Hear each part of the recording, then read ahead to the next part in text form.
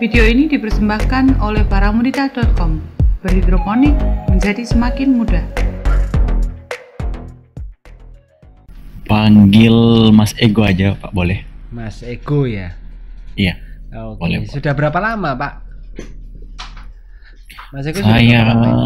main di hidroponik itu mulai bulan 7 tahun lalu, Pak. Oh, bulan 7 tahun lalu ya. Jadi sebelum Ya. pandemi malah, Pak ya. Ya? Sebelum pandemi malahan ini. Ya, sebelum pandemi. Oke. Masih kuliah, Pak? Itu iya, Pak, masih kuliah saya. Oke.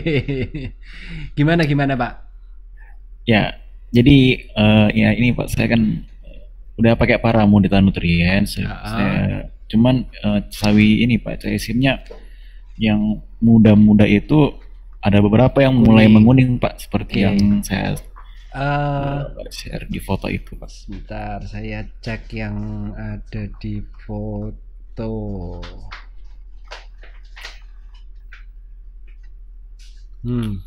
Ini jos banget loh Pak nutrisinya. Bagus Pak, nutrisinya ngeri. Terima kasih. Daun lembaga besar-besar semua, saya kaget sendiri ya Pak. Gini Pak, kalau di tempat Bapak itu, kalau Bapak perhatiin, ini yang sering kali orang ngomong dan hasilnya jawabannya yang didapat itu kacau. Jadi kuning yang di tempat Bapak, kalau Bapak perhatiin, itu kan kuning semua ada di daun muda Pak. Iya benar. Betul ya. Nah, kalau yang kuning yang di daun muda seperti itu kuning karena defisiensi unsurnya tuh Fe Pak. Baik. Nah, ada kuning yang di daun tua itu defisiensinya beda lagi. Nah, tapi biasanya itu sudah berapa kali panen nutrisinya yang ada di tandon? Baru kuras? Ini sempat kan kemarin sebelum yang sekarang ini Pak, ada sawi Caisim juga. Tapi waktu itu masih pakai brand lain, terus dia nguning, ganti Paramudita. Saya waktu itu sih waktu yang pertama itu pH kurang maksimal, nggak teratur kan. Tapi udah ganti Paramudita, saya udah stabilkan pH sampai dipanen hijau kembali. Terus sawi Caisim yang sekarang yang terpasang di Facebook itu Pak, yang sekarang berarti udah sekali panen dengan tandon isi air yang sama. Oh, waktu ganti brand nutrisi itu Bapak kuras dulu nggak? Iya, saya kuras ya? Pak. Kuras ya, oke. Nah, alternatifnya gini Pak. Jadi kuningnya itu kan yang di tempat Bapak yang di foto itu penyebabnya kan karena defisiensi Fe. Baik, defisiensi unsur Fe itu yang pasti. Nah, cuman yang jadi masalah defisiensi itu kan ada macam-macam. Bisa karena nggak tersedia, bisa karena tersedia tapi nggak terserap. Iya. Nah, karena ini pakai brand saya kan berani memastikan bahwa pasti sudah tersedia. Betul. Berarti permasalahannya adalah tidak terserap dengan baik. Nah, kalau saya lihat di tempat Bapak itu kan ada yang pakai antrakol segala itu ya. Ya betul Pak. H2O2, antrakol. Nah, itu. Coba Pak, ke depan alternatifnya ada dua Pak. Yang pertama dari pH. Kalau dibilang dari pH, berarti coba pH meternya dikalibrasi. Baik. Kalibrasi terakhir kapan? Sebenarnya Pak, saya waktu kuning itu kemarin, saya udah kalibrasi Pak, barusan dia habis kalibrasi. Oh, barusan, oke. Saya kalibrasi 2 minggu yang lalu. Oke. Saya kalibrasi 2 minggu yang lalu, terus 3 hari yang lalu kalibrasi ulang. Masih tetap presisi hasil pH meternya Pak, tetap sama dengan serbuk buffer itu. Oke. Nah, berarti kan pH meternya sudah dikalibrasi. Nah, sekarang tinggal berarti masalah pH kan beres itu. Masalah pH bisa dibilang relatif oke lah, beres lah. Dari pH meter juga nggak bermasalah dan lain sebagainya. Berarti kemungkinan unsur Fe-nya itu banyak yang jebol Pak, gara-gara H2O2-nya. Meskipun H2O2 itu sudah diendapkan, banyak yang ngomong kan kalau di sosial media itu nggak terlalu paham H2O2, tapi pokoknya pernah baca atau pernah denger udah langsung ngomong wah pakai H2O2. Nah, penggunaan H2O2 itu sebetulnya bukan penggunaan rutin. Tidak boleh digunakan secara rutin. Meskipun itu di air baku, karena permasalahannya dari uji coba yang saya lakuin sendiri, yang ada di kebun saya sendiri untuk masalah H2O2 itu. H2O2 itu juga tidak bisa hilang dalam waktu sekian hari. Jadi meskipun mungkin dari Mas Ego itu sudah dipakainya di air baku dan sudah diendapkan mungkin 1, 2, 3 hari, prakteknya H2O2-nya itu belum tentu hilang, Pak. Mungkin sudah tidak sampai meracuni, sudah dosisnya juga mungkin nggak terlalu tinggi banget gitu. Mungkin dosisnya sudah nggak terlalu tinggi banget, tapi yang pasti bagaimanapun itu sepertinya cukup mengganggu antara nggak jelas antara H2O2-nya atau antrakolnya. Tapi coba Pak, itu dua-duanya dihentikan dulu. Tunggu sebentar. Pertimbangannya apa kenapa menggunakan antrakol? Ya, itu yang saya tunggu Pak. Bapak tanya gitu. Jadi kayak gini Pak. Awalnya itu kan saya nanam bagus, Pak, ya, lancar, alhamdulillah. Tapi nanam bayam itu sekitar 3 bulan 4 bulan yang lalu selalu mati di usia ya 10 HSS ke atas, Pak. Oke. Ya. Jadi saya curiganya waktu itu kan jamur. Dan memang juga beberapa di tanaman itu akarnya mulai mencoklat yang udah dewasa kan. Oke. Jadi ada ya cari-cari di grup-grup lain gitu kan Pak, ada yang saranin pakai antrakol. Jadi saya udah coba menggunakan antrakol, sterilkan air baku, dan bayam-bayam yang awalnya rusak itu sempat menjadi agak mendingan gitu. Agak mendingan. Jadi oleh sebab itu makanya saya berpikir mungkin air di rumah saya, di tempat saya ini mungkin ada jamur, makanya saya semua air baku saya memberikan H2O2 dan seujung sendok itu antrakol Pak. Dan saya endapkan selama 2 hari. Itu awal mulanya karena bayam saya nggak berhenti gagal Pak. Oke. Nah, pada saat ini saya tanya-tanya dulu ya Pak ya. Boleh. Sebetulnya kalau mau deteksi masalah itu yang benar ya gini. Mau nggak mau kita harus adep-adepan. Saya harus tanya macam-macam supaya nanti jelas hasilnya itu. Betul Pak, nah, nggak apa-apa. Untuk bentar, dengan antrakol, oke. Nah, total ada berapa lubang Pak? Total sebenarnya di kebun itu ada 280 lubang Pak. Karena jarak-jarak 10 cm kan awalnya mau cuma nanam kantung. Tapi yang saya aktifkan cuma 100 paling banyak Pak. 100 itu ada di guli lain atau di sela-sela lubangnya ditutup? Atau dilompatin satu gitu? Dilompatin satu-satu Pak. Dilompatin satu. Nah, lompatannya itu ditutup atau dibuka? Untuk saat ini masih terbuka Pak. Nah, oke. Kira-kira ya Pak, coba H2O2-nya dihentikan, antrakolnya dihentikan, terus untuk instalasi di cleaning total Pak. Mungkin tanamannya bisa disingkirkan dulu ke baskom atau apa, yang penting ada airnya kan. Seluruh pipa bersihin, termasuk pipa input yang keluar dari pompa itu dibersihin, pipa baliknya ke tandon juga bersihin, tandon dikuras kan, toh juga sudah 1 bulan lebih kan. Nah, tandon itu dikuras semua, ganti air yang baru. Nah, terus yang tanaman-tanaman itu kalau akarnya itu ada lumutnya, semprot aja pakai air tapi pelan-pelan aja. Itu pelan-pelan gitu aja, nanti akan rontok sendiri lumutnya. Itu lumut itu nggak ngikat ke akar. Jadi kena siram pelan-pelan gitu aja, itu nanti dia rontok sendiri. Seperti dikuas pakai air gitu kan, ceret gitu, nanti dia akan rontok sendiri. Itu lumutnya itu pasti akan rontok sendiri. Nah, coba setelah itu ulang tanam. Tapi syaratnya adalah lubang-lubang yang ada itu ditutup Pak. Oke, baik. Harus tertutup. Jadi bisa juga bakteri itu masuk dari situ. Nah, itu bisa jadi masalah kalau posisinya terbuka seperti itu. Nggak masalah kalau Anda mau buat jarak lubang 1 pun nggak terlalu masalah. Cuma ya itu harus ditutup, Pak. Nutupnya juga terserah, bisa pakai lakban hitam atau apapun lah. Pokoknya intinya tertutup. Jadi Tertutup, Pak, ya. ya, jadi instalasi yang bagus itu sebetulnya instalasi yang sangat minim sinar matahari itu masuk sampai ke area perakaran. Begitu dia ada sinar matahari, begitu dia ada paparan udara terlalu banyak, otomatis bakteri itu, apalagi airnya hangat, itu lingkungan yang sangat ideal untuk bertumbuhnya bakteri.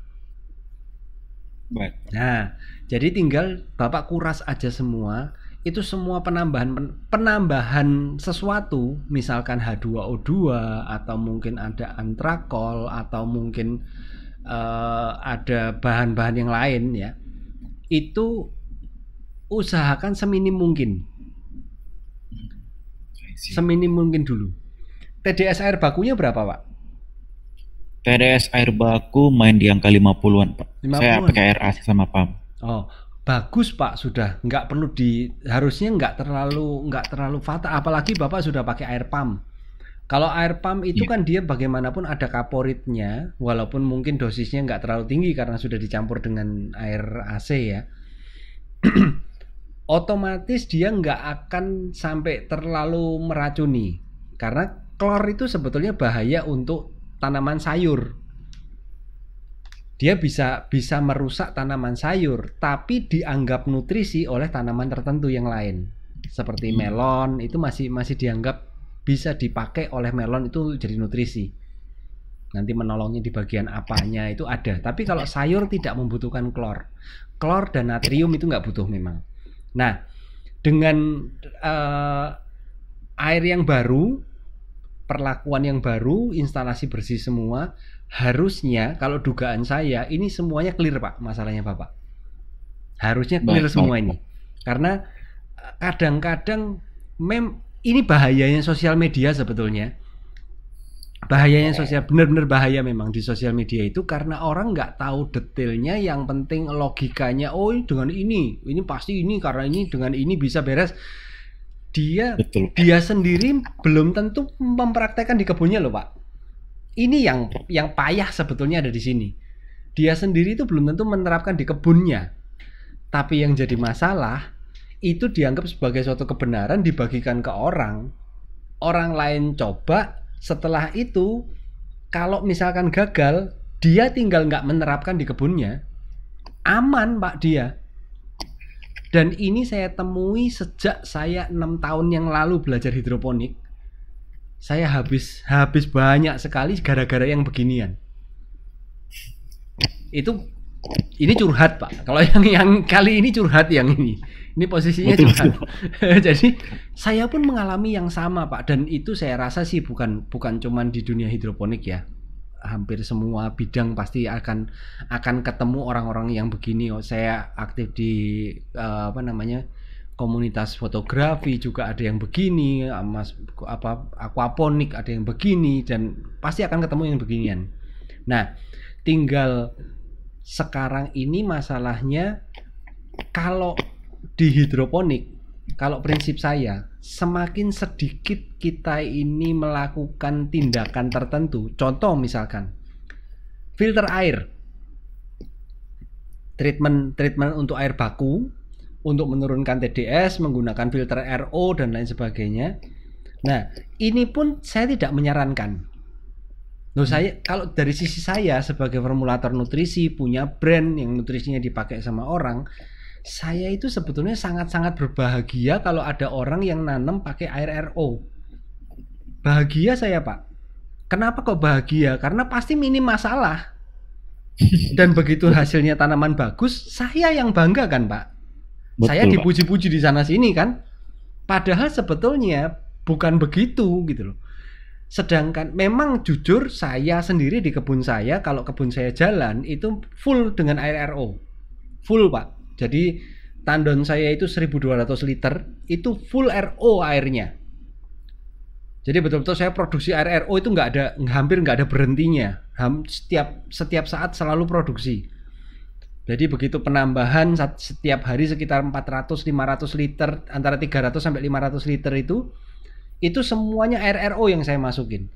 Tapi kondisinya sangat berbeda. Kalau saya konteksnya di kebun saya ini bukan cari untung, Pak.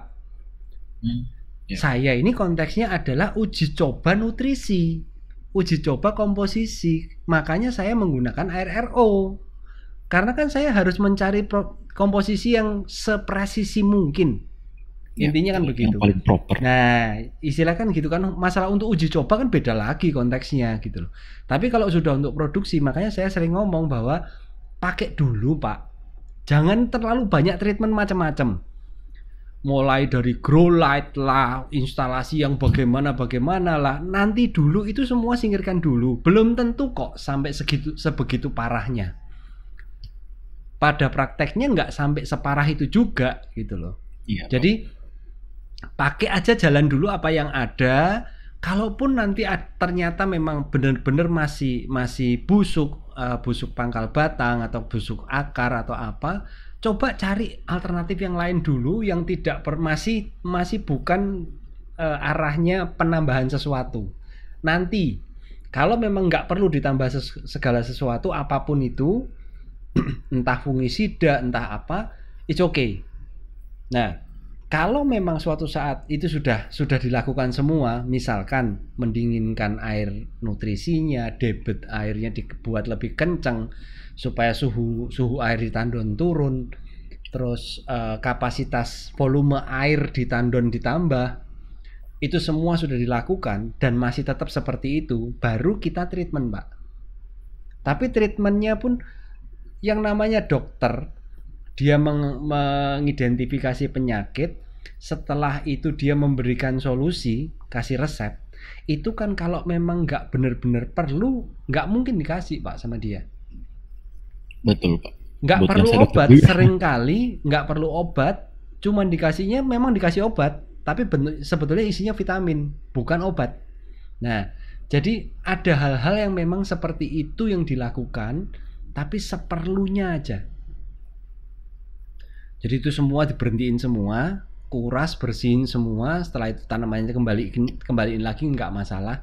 Nah, nanti setelah itu jalan dan ternyata nggak ada masalah, satu lagi yang saya pesan ke Mas Ego, jangan pernah, meskipun Anda itu katakanlah sudah punya pasar yang cukup bagus, jangan pernah, dan kurang-kurang sayurnya sampai kurang-kurang. Kalau sampai sayurnya kurang, Anda itu sudah saatnya membesarkan kebun. Pak, tempatnya nggak ada, Pak. Saya punyanya tempat cuman ini, nggak bisa perluasan kebun. Nggak masalah. Boleh ambil dari kebun lain. Tapi setiap tanaman dari kebun luar tidak boleh sekalipun masuk ke instalasi Anda. Tidak boleh. Karena sekarang instalasi Anda itu posisi dibuat sesteril mungkin. Jadi hanya tanaman yang punya Anda, yang Anda semai, yang boleh di sana sampai panen. Saya punya teman itu yang betul-betul satu kebun sampai akhirnya dia sampai sekarang berhenti total tanam. Sudah nggak bisa dibenerin sama sekali itu kebunnya. Gara-gara dia ambil ambil tanaman dari tempat lain karena jaraknya cukup jauh, sekali ngambil banyak, dimasukin dulu ke instalasi karena belum itu untuk stok beberapa hari. Akhirnya kebunnya terserang bakteri semua, bakteri yang tadinya ada di kebun orang. Itu bisa masuk semua ke instalasinya dia. Kebetulan treatmentnya juga salah. Dia treatmentnya bukan dengan kuras dan lain sebagainya atau memperbaiki manajemennya, tapi ceritanya dia browsing, ketemu dengan banyak yang dalam tanda kutip ahli-ahli itu. Dia mentreatmentnya seperti film silat. Jadi melawan racun dengan racun, Pak. Jadi bakteri dilawan dengan bakteri baik, Pak. Katanya bakteri baik. Seberapa baik kan kita nggak tahu, kan kita nggak sempat bisa salaman juga. Nah, bisa aja bakteri jadi jahat. Nah, kalau bakteri meskipun bakteri baik, tapi kalau Anda terlalu berlebih, apalagi yang disikat. Yang dimakan Betul. apalagi kalau bukan tanaman Anda. Intinya kan begitu. Nah, Betul. jadi betul-betul untuk kebun terutama yang masih pemula, masih tanamannya belum banyak, ini yang harus dilakukan sebetulnya. Sabar, pelan-pelan. Jalan pelan-pelan, benahi instalasinya. Jangan pernah kalap kalau ada masalah. Memang betul banyak ahli pestisida yang senior pestisida yang memang betul-betul expert di bidang pestisida itu memang banyak yang ngomong bahwa untuk treatment jamur bakteri itu preventif statusnya. Jaga-jaga dulu sebelum terserang. Tapi kalau untuk hama itu kuratif. Jadi ada hama dulu baru dibenerin. Kalau nggak ada hama jangan dibenerin. Jangan Betul, pernah betul, Pak. nggak ada hama disemprot pestisida. Begitu ada hama yang nyerang, itu hama sudah kebal dengan pestisida yang Anda semprot. Itu celaka itu kalau sudah seperti itu. Karena Anda harus ganti terus kan. Dia kan evolusi terus hama itu. Nah, betul memang kalau untuk jamur bakteri itu memang preventif, memang jaga-jaga statusnya. Tapi kalau instalasi Anda itu bisa tanpa preventif seperti itu sudah membaik dan nggak ada masalah, ya sudah jalan aja. Ngapain? Kecuali Baik. sudah jalan, sudah dikuras, sudah semuanya ideal, ternyata masih muncul juga, baru kita cari apa ini. Baru dicari satu-satu, Pak. Ini apa ini? Asalnya dari mana? Katakanlah misalkan, oh ini ternyata jelas asalnya dari air yang kita pakai, misalkan air pump kita misalkan kebetulan mungkin nggak steril atau nggak kurang bersih atau mungkin apa, ya dibenerin di situ aja, dengan itu aja. Baik. Betul preventif, tapi karena memang sudah terbukti ini pasti masalahnya ada di sini. Jangan masalah-masalah yang nggak jelas kita prevensi. Akhirnya kebun akan berantakan total kalau seperti itu. Percaya saya.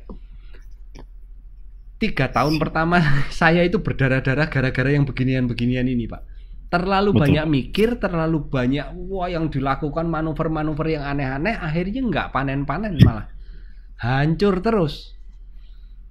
Sampai akhirnya saya menyimpulkan sebetulnya nggak perlu saya melakukan ini. Ya sudah, kalau memang nggak perlu ya ngapain juga saya lakuin itu. Ya sudah, saya jalan aja apa adanya. Pokoknya tanam aja, mulai kelihatan ada masalah, pelan-pelan begitu tahu ada masalah baru diatasin. Kalau enggak saya biarin.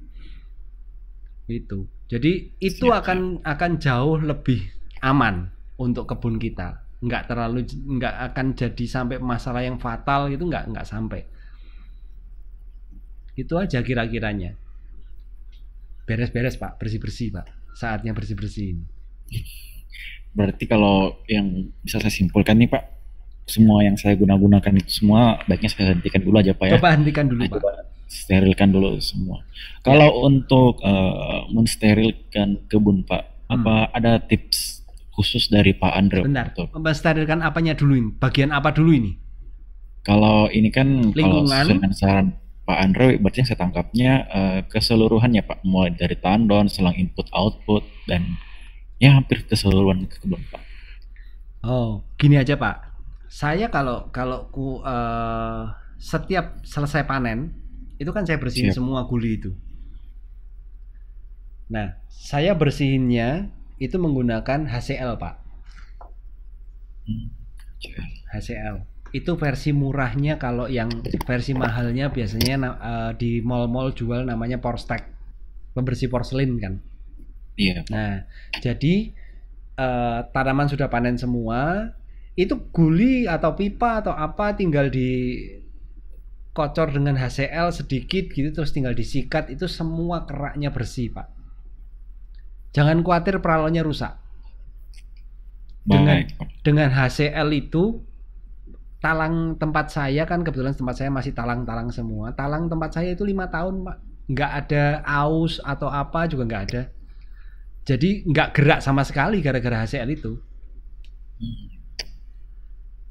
Rusaknya seringkali karena sikatnya malah kegores, sikatnya terlalu keras. Itu malah bisa. Tapi kalau HCl-nya malah nggak masalah. Nah, saya bersihinnya semua pakai HCl itu kalau yang di gulinya. Nah, sekarang untuk di pipanya kan susah. Iya, betul, Pipa Pak. dan tandon kan susah, Pak. Itu baru saya pakai H2O2. Jadi modelnya pipa pembuangan itu saya tutup tapi jangan pakai tangan ya, Pak. Itu bisa melepuh semua itu tangannya. Pipa pembuangannya saya tutup, saya masukin H2O2 yang 50% murni. Saya masukin Tanpa air, Pak. Tanpa air. Memang agak mahal memang nantinya agak boros karena pasti butuh beberapa liter kan. Iya. Tapi kan itu kita lakukan belum tentu setahun sekali, Pak. Itu kan saya melakukannya mungkin sekitar 2-3 tahun sekali. Jadi nggak terlalu sekali misalkan mau bersih-bersih seperti itu, saya bisa beli H2O2 itu bisa 10-20 liter. 10-15 liter karena tempat saya kan 1.200 lubang. Ya, 1.200 lubang. Jadi saya bisa beli H2O2 itu mungkin bisa 15 liter sampai 20 liter. Saya kocor dari paling ujung, terus tiap lubang itu saya kocorin cukup banyak. Yang penting itu kerak-keraknya itu kena H2O2 semua. Saya biarin mungkin 5-10 menit. Setelah itu saya buka. Tutupnya saya buka. Saya bilas pakai air biasa. Itu sudah keluarnya berasap dan itu semua kerak itu semuanya keluar, Pak. Pipanya relatif bersih. Kalaupun nggak bersih, steril dia. Karena semua bakterinya dimakan sama H2O2-nya. Nah, kalau tandon juga sama. Tapi tandon itu lebih fleksibel. Saya nggak pakai H2O2. Kalau tandon saya pakainya HCl. Tapi modelnya ya cuma dikocor sedikit, terus dikuas, disikat, dibersihin dalamnya. Terus setelah itu dibilas, dikuras lagi 2-3 kali sampai betul-betul saya yakin HCl-nya bersih. Nggak ada sisa-sisa HCl di situ. Baru saya kasih air lagi, kasih nutrisi, jalan lagi. Tapi kalau tandon sampai saya harus kasih HCl itu juga jarang sekali. Biasanya hampir-hampir sama seperti saya kasih H2O2 ke instalasi. Hampir-hampir sama, Pak. Jadi posisi nggak ada tanaman itu mungkin ya bisa 2-3 tahun sekali lah. Nggak sampai segitu. Kalau rutinnya kuras tandon itu antara 2-4 bulan sekali. Kalau tempat saya antara 2-4, antara 1-4 bulan lah. Feeling-feelingan, Pak. Kalau Bapak sudah terbiasa tanam, Bapak bisa tahu bedanya kok. Oh, ini tanamannya kok mulai nggak wajar ya, nggak seperti biasanya. Nah, itu gunanya yang saya jelaskan di video, ada 3 tahap untuk memulai hidroponik. Mulai dulu, cari dulu. Yang kedua itu cari idealnya seperti apa. Yang ketiga baru belajar rotasi. Jadi kuncinya ada di situ. 3 ini dilakuin benar-benar dengan sabar. Anda punya kebun besar pun nggak akan pusing. Nah, tanaman mau gerak kemana aja Anda sudah tahu. Betul, Pak. Kita yang sudah pengalaman itu, kita berdiri di samping kebun aja, begitu ngelihat sayur di depan saya, itu saya bisa tahu kok ini ada hama ini, oh ini masalahnya di sini, langsung ketahuan, Pak. Tapi kan karena memang saya setiap hari ngadepin tanaman, Pak. Mau nggak mau expert lah. Wong tiap hari ngadepin itu kok, nggak ada kerjaan yang lain saya kok. Intinya kan begitu. Jadi betul-betul pelan-pelan itu semua dibersihin, lebih ke situ. Nah, tinggal nanti masalah lingkungannya, Pak. Lingkungan juga dibantu untuk bersih. Contoh misalkan di bawah itu untuk rumput-rumput liar itu jangan sampai ada. Gitu. Selebihnya sih ya cuman gitu-gitu aja, Pak. Selama instalasinya sudah benar, ya sudah jalan aja. Gitu, Pak. Kira-kira ada jawaban ya, Pak? Ada pencerahan sedikit lah. Tinggal banyak, Pak. Gitu. tinggal diterapkan aja, Pak, itu kalau sudah begitu. Siap. Berarti langkah-langkah yang akan saya bikin ini membersihkan kebun dulu, Pak, ya. Semua yang cairan-cairan penambah itu dihentikan dulu. Hentikan dulu, Pak. Hentikan dulu aja. AB mix aja udah cukup kok. Siap. Karena AB mix itu kalau Mas Ego lihat interviewnya Opa Yos. Itu Betul. kan pegawannya hidroponik. Udah Yang nggak Bapak ada, share itu kemarin. ya nggak ada orang yang lebih hebat di Indonesia hidroponik selain dia lah. Buat saya nggak ada lah. Saya yang lebih hebat dari dia itu. Sudah masih ingat semua kan juga sudah bagus sih, umur 90 tahun itu, betul kan? Nah, tapi istilahnya Opa Yos pun bilang, dan beliau memang guru saya pertama kali saya mulai ngeracik nutrisi, guru saya ya Opa Yos ini. Opa Yos itu bilang kalau memang tanaman itu kecukupan komposisi nutrisinya tercukupi semua kebutuhan tanaman, dia itu punya kemampuan untuk mempertahankan diri. Itu punya kemampuan untuk mempertahankan diri sendiri dan dia kuat untuk melawan. Walaupun untuk kondisi ekstrim dia tetap kalah, oke, memang ya semua pun pasti kalah. Kita lawan virus corona pun juga kalau stamina kita fit ngapain takut juga. Tapi kan bukan berarti kita harus diem di tengah-tengah ruang isolasi kan. Betul, Pak. Kena juga walaupun kita sekuat apapun tetap kena juga gitu. Jadi tanaman itu punya mekanisme untuk mempertahankan diri selama dia tercukupi. Ini juga sebabnya kenapa di tempat saya itu saya kasih lebih 1200 ppm. Salah satunya ini, tanaman terserah dia mau ngambil apa, kita mana bisa atur tanaman mau ambilnya. Oh enggak Pak, kalau semaian itu butuhnya cuma 300 ppm Pak. Iya, semaian cuma butuh 300 ppm, itu kan maumu. Tanamannya gimana? Nah, yang mau tumbuh kan tanamannya bukan kamu, intinya kan begitu. Jadi sebetulnya kita nggak bisa juga, penelitian adalah jurnal-jurnal juga ada tanaman butuhnya sedikit begini begitu, tapi kan juga nggak fix, dan yang namanya ilmu pengetahuan itu kan berubah. Zaman dulu itu matahari yang mengelilingi bumi kok. Betul. Sekarang berubah jadi bumi yang mengelilingi matahari. Orangnya udah terlanjur dibunuh loh itu yang ngomong yang ngomong itu. Nah, jadi ilmu pengetahuan kan berkembang terus, semuanya berkembang terus. Dulunya sekedar greenhouse biasa cukup, sekarang udah nggak cukup. Ada cooling pad, ada apa yang modifikasi seperti itu. Tapi semuanya ya itu manusia. Kita harus survive untuk bisa mencukupi semua itu. Intinya hanya begitu aja, Pak. Baik. Banyak, Pak. Jangan main-main, itu banyak sekali itu. Soalnya apa ya Pak? Mungkin saya euforianya lagi tinggi-tinggi banget karena memang setelah saya melihat kan antara yang nggak dikasih nutrisi sama diberikan nutrisi dari awal tuh memang bedanya tuh kelihatan banget Pak. Betul Pak. Saya lihat kayak sekarang kan lagi nanam caisim Pak. Daun lembaga aja tuh besar sekali dibandingkan yang udah dewasa udah kalah. Jadi salut aja. Pasti Pak, pasti memang selisihnya pasti besar. Jauh sekali karena memang diakui atau enggak, mereka juga meskipun masih kecil mereka butuh makan juga. Sedangkan makannya kita nggak bisa nebak, ya sudah, kalau saya sih lebih pilih cukupin aja. Toh selisihnya nggak akan banyak.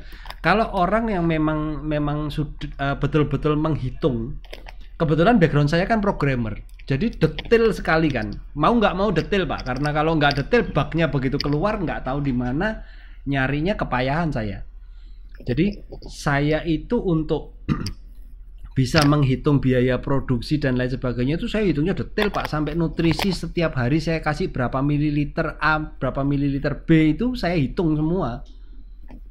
Antara yang dari kecil, remaja, dewasa nutrisinya bertingkat, yang katanya hemat, sampai yang saya sendiri pakai sekarang 1200 ppm untuk semuanya. Saya tahu itu kira-kira selisihnya juga nggak akan banyak. Selisihnya kan cuman di pertama aja waktu habis kuras tandon. Betul. Buatnya 1200 ppm. Tapi kan hariannya ini kan tanaman makannya juga sama. Bedanya apa? Yang diserap tanaman juga segitu, pada saat kita nambah juga sekian milinya juga segitu. Tapi pendeknya usia tanam ini yang saya cari. Dengan usia tanam yang pendek, otomatis Dengan usia tanam yang pendek, otomatis kan di kebun itu, kebun hidroponik yang skala industri itu, yang seringkali nggak terpikir adalah biaya-biaya yang keluarnya harian, Pak. Ini yang paling besar. Contoh, biaya karyawan. Walaupun karyawan gajinya sebulan sekali, tapi kan hitungannya harian, Pak. Listrik, walaupun keluarnya sebulan sekali, tapi hitungannya kan satu hari ini berapa keluar listriknya. Begitu usia panennya turun, katakanlah 3 hari aja, berarti kita sudah menghemat 3 hari ini. Biaya yang harus keluarkan 3 hari ini hilang, Pak. Ini yang jarang dihitung sama orang, makanya orang bilang, oh 1.200 terlalu tinggi, terlalu boros. Nah, wajar, tapi memang wajar, Pak, karena mungkin saya akui juga betul yang Pak Andrew bilang kan, karena kebetulan di tempat saya Pak yang semai sama ada yang udah usia belasan HSS, sudah sampai belasan lah, mau hampir belasan. Yang di semai ini Pak yang udah lebih besar itu yang dari semai awal 1.200 itu kayaknya mengejar ke yang remaja ini Pak, yang awalnya nggak dapat 1.200 kan sejak awal kan, itu kayaknya kok ini lomba-lombaan ini. Benar. Yang sejak awal semai 1.200 ini besarnya itu hampir berasa ya Pak. Hampir, ya kira-kira kayak di luar prediksi saya lah Pak, akan sebesar ini dengan usia segini gitu. Makanya nanti kalau suatu saat tempat Mas Ego itu bisa punya instalasi yang lebih besar, mulai melirik masuk ke dunia industri nih, mau jual sayur segala, ada masa tertentu di mana nanti Mas Ego akan diminta untuk setor sayur itu, suplai sayur itu harian. Setiap hari harus setor, harus kirim sayur, betul kan? Cepat atau lambat nanti akan masuk ke dunia itu, ke waktu itu. Nah, pada saat nanti Mas Ego masuk ke waktu itu, nanti Mas Ego kalau lupa nanti bisa tanya ke saya lagi. Mas Ego bisa tanam itu semainya nggak usah tiap hari, semainya 3 hari sekali. Semainya 3 hari sekali aja cukup. Tapi pada saat nanti Mas Ego itu semai, dijatuhin di tengah-tengahnya. Misalkan nih 30 hari panen. Katakanlah misalnya 30 hari panen. Nah, hari ke-30-nya itu 30 HSS ya. Hari ke-30-nya itu dijatuhin ke tengah-tengah panennya. Misalkan panen sekali semai untuk 3 hari panen kan. Nah, semainya 30 HSS-nya taruh di tengah. Jadi nanti untuk panen suplai ke konsumen itu 1 hari sebelum panen, hari H panen, dan 1 hari setelah panen. Kalau harus semai setiap hari, nangis Pak. Harus punya orang satu yang khusus tiap hari kerjanya semai. Kalau kayak gitu, karyawan nggak akan bisa efektif. Karena semai itu meskipun cuman begitu, tapi itu buang waktu dan bosan minta ampun, betul kan? Pegal juga Pak. Betul. Itu nantinya akan diserahin ke karyawan juga. Nah, ada karyawan yang memang untuk semai itu nggak perlu sampai nyediain 1 karyawan khusus untuk semai, apalagi nanti karyawan untuk khusus untuk bersihin net pot, karyawan untuk khusus untuk apa. Akan buang energi yang sangat banyak sekali. Itu. Siap Pak. Gimana Pak? Ada lagi? Silahkan, mumpung ketemu. Saya tercerahkan sekali Pak dengan video call ini Pak. Saya cuma mau nanya dikit ini Pak. Kebetulan kan masih tanam-tanam di rumah. Orang tua ini nanya kan kalau misalnya mau selada merah itu Pak, apakah ada treatment tersendiri untuk membuatnya menjadi bagus gitu Pak, atau gimana? Setahu saya Makassar itu dataran rendah ya Pak. Iya, dataran rendah, panas Bang. Semua tanaman jenis selada, yang selada itu kan satu genus dengan selada itu kan genus Latuga namanya. Nah, bahasa Latinnya itu lettuce lah, istilahnya lettuce lah. Nah, semua lettuce yang warnanya merah itu tidak ada satupun yang peruntukannya untuk dataran rendah. Jadi memang masalah genetik itu, Pak. Tapi saya di Semarang dataran rendah, Pak, 30 mdpl, 20 sampai 30 mdpl, saya tanam juga selada merah. Tapi bedanya, kalau yang selada hijau, saya bisa panen itu 1 kilo isi 7. Berarti plus minus bobotnya ada sekitar 150 gram. Iya. Ya, bobotnya sekitar 150 gram. Tapi khusus untuk selada merah saya tanam juga, Pak. Tapi jadinya hasil akhirnya ada waktu panen itu 1 kilo isi sekitar 10, Pak. Jadi memang lebih kecil bentuknya. Jadi kalau untuk yang selada merah itu saya panen posisi kurang lebih sekitar bobot 100-an gram lah. Sekitar 100 gram. Otomatis kecil, Pak, memang. Beda ceritanya kalau Bapak tanamnya di atas 900-1000 dpl, di atas itu 1200-1300 dpl, itu bisa gede, Pak. Bisa gede karena memang lingkungan tumbuhnya dia idealnya seperti itu. Dan jadi intinya kalau mau tanam selada merah bisa-bisa aja. Tapi Mas Eko harus tahu dulu bahwa hasil akhirnya akan seperti ini nih. Gitu. Nggak akan bisa ideal nih. Lebih kecil, makanya selada merah itu harganya lebih tinggi dibanding selada hijau. Berarti setidaknya saya nggak kecewa gitu, Mas, ya kalau misalnya nanti udah waktu panen tapi kok kecil. Cuman, betul, gitu. Betul. Jadi memang seperti itu, Pak. Itu secara genetiknya memang seperti itu, memang bukan peruntukannya dan dipaksakan. Jadinya akan seperti itu. Sama kasusnya seperti kalau Mas Ego mau tanam lettuce yang namanya iceberg. Iya. Iceberg yang biasa di Pizza Hut segala itu yang semacam kubis itu yang dia crop gitu. Saat Anda tanam di Makassar, bukan nggak bisa tumbuh, Pak. Bisa tumbuh dan bisa besar sekali, cukup bagus. Tapi Anda tidak bisa mengharapkan nanti hasil panennya itu seperti kubis. Nggak bisa. Nge-crop gitu, Pak, ya. Nge-crop gitu nggak akan bisa. Tapi meskipun saya di dataran rendah, tapi saya rutin juga kalau kebun jalan itu saya rutin juga tanam lettuce. Hasilnya bisa crop nggak? Nggak bisa crop, Pak. Tapi yang jadi masalah, saya punya konsumen-konsumen yang nggak peduli dengan antara crop dan tidak.